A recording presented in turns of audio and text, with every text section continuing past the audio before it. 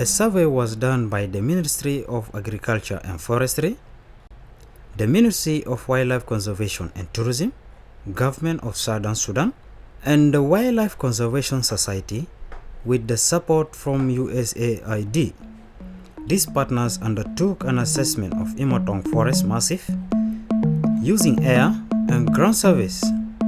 The objectives of the survey were to assess the biodiversity, natural forest, and plantation of Imatong, and to identify opportunities and threats there after the 21 years of civil war in southern Sudan. Imatong is actually the highest mountain, and it has the beautiful tip, which we call in Lotuko Geria. Imatong in general is actually a hot spot for biodiversity, besides being a forest reserve. For me, Imatong's counts of the Imatong landscape and the surrounding count, personally for me, one of the most beautiful areas I've seen in Africa over the last 20 years I've been here.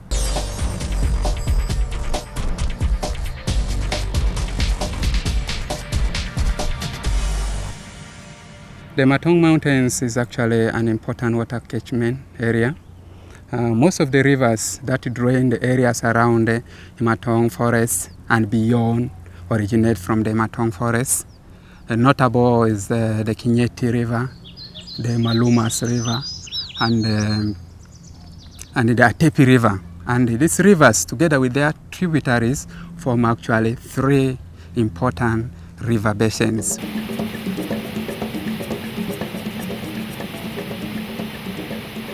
Loti Forest is there due to this flow of water from Mountain Kineti. We have a Tebi flowing from Mountain Kineti. We have Arenga, we have this Kineti also. So it is there, it is being motivated by these sources of water. And this mountain is full of rivers. Yeah, that's why it is there. And it is evergreen throughout the year.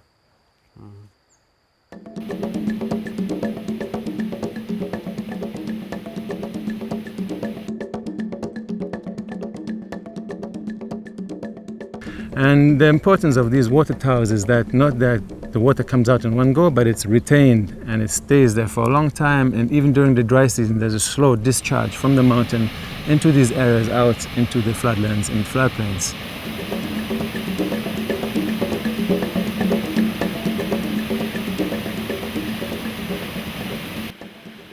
If you look at the Kinyeti River starts about 3,200 meters, and it starts right at the peak of the Imatongs. It flows down through the forest reserve and through a number of agricultural villages in the slopes at around 2,000 meters.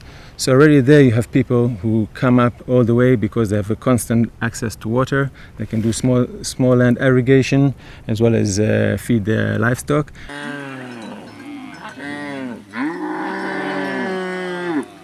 And then it flows through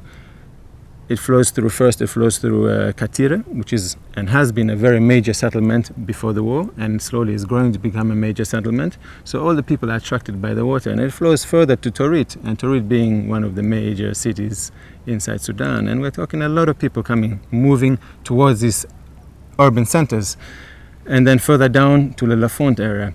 And between these areas, if you fly over them, you'll actually see the amount of people coming in and actively engaging in agriculture and planting various types of crops, including maize and sorghum and other types of crops.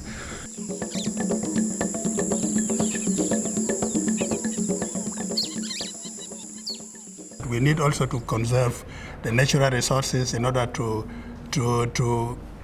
ensure the availability, because food security actually is about 3 or even 4 pillars. The first one is the production, of course. They must be available. The second one is it has to be accessible. The third one has to be utilized properly. And then the fourth pillar is stability. You know, a number of resources are actually can be used say for commercial purposes, you know, and that when you use this to increase your income, you improve the standard of living for people, and that is reducing poverty. Yeah, actually teak is a renewable resource because it was planted. With the teak you can cut and you plant another one. It can grow fastly.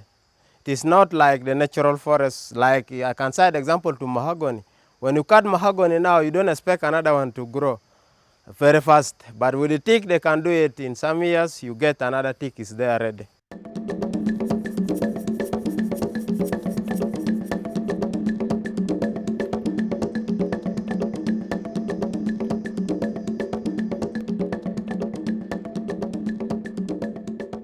That is the importance of conservation of the renewable natural resources. One is we can have the immediate revenue from the conservation of these natural resources. Number two, the community adjacent to these natural resources will benefit from basic social services immediately. Yeah, the conservation of these forests actually of benefit to the people living immediate or around the forests, simply because our people in Southern Sudan particularly are actually rural based, and forests provide almost like 80-something% for a source of their energy. So if you live around the forests, you will collect firewood, you will collect building materials, just very close to the place. So you have the primary user rights. We can count a number of renewable natural resources which can accrue revenue to the government, and we can sustain it. We can manage if managed well. I can tell you, there are so many. There is a lot of life, of wildlife within the Imatong. There, there are a lot of birds. Different trees. And the Imatongs, being very small, still contains about 500 bird species. So from that perspective, also from the diversity of different birds, the Imatong is very important.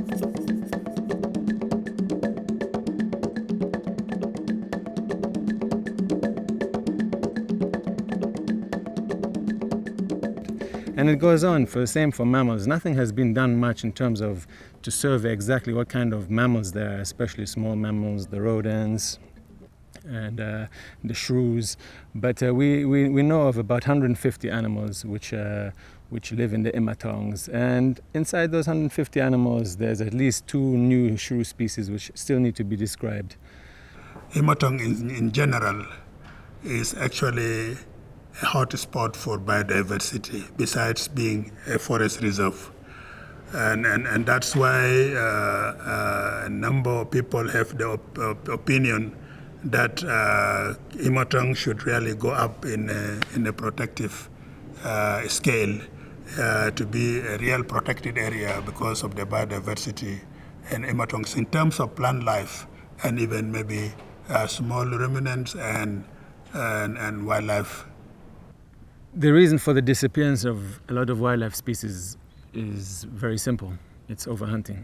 There's very little other reason why species have become locally extinct, one can say, or have been reduced to very, very small numbers. Examples of that are, for example, the elephants. In the 70s, there used to be a number of elephants still in the Imatong. But already by the 80s, these elephants had been exterminated. They have been poached, hunted out, and the ivory has been taken and sold. And that's for a number of other larger species, especially the ones which are valuable for meat, like the buffalo, the larger bush pigs, and for a number of other species, there has been a strong decline.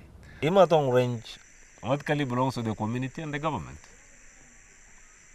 The government has got a portion because the government has to facilitate, and the government has already identified that this area is very important for protection. So it needs a protection where the local community will benefit more than what they are getting now.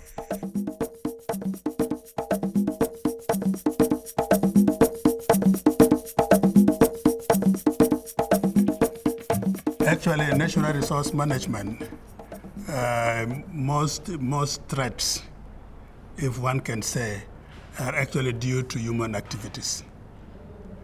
Human activities actually gives a lot of threats to natural resources. Like, for example, for us in forestry, bushfires or fires set by gatherers, honey gatherers, or any other gatherer, or even hunters, destroyed a lot of natural resources. This is a really big issue, even for us here in Southern Sudan. But if we manage them sustainably, then it becomes not a threat but a plus. And I think an important part of that will be to come up with a land use system where we establish various land uses in that whole Imatong range. And a core part of that will be a protected area where there will be no extractive industry happening. And that core area will be very high up in the mountain, and it will be important for preserving the watershed capabilities of that mountain.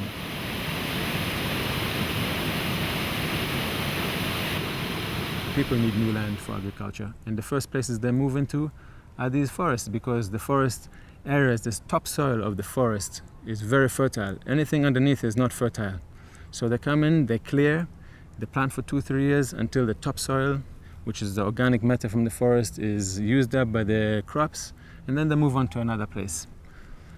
The people practicing that kind of agriculture are not aware of the long-term impact of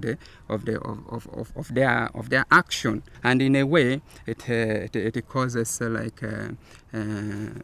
disturbance to the habitat, which also results to species depletion. Solutions of the threats will be complex, and they'll require a lot of interaction and communication between different partners. That means the government, at the central level, state level, and the local government will need to come together.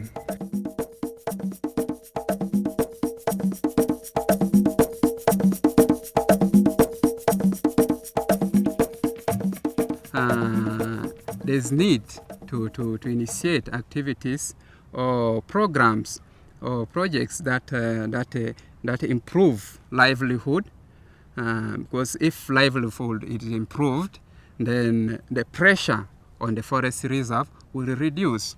And there's need also to ensure peace within the landscape. If there's peace, the wildlife population will also flourish. And I think WCS and the Ministry of Wildlife should focus on how to develop the Imatong for tourism.